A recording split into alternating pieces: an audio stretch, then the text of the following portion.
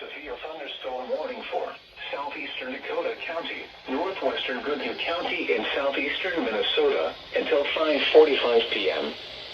At 5:19 p.m., a severe thunderstorm was located 6 miles north of Cannon Falls, or 16 miles west of Red Wing, moving southeast at 30 miles per hour.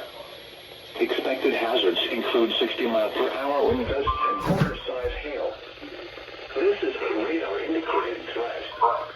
The following impacts are expected. Hail damage to vehicles is expected. Expect wind damage to roofs, siding, and trees. This severe thunderstorm will be near Cannon Falls around 5:25 p.m. Welch around 5:35 p.m.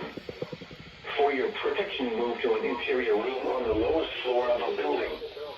Repeating, a severe thunderstorm warning has been issued until 5:45 p.m. for the following counties in Minnesota, Dakota, and Goodhue.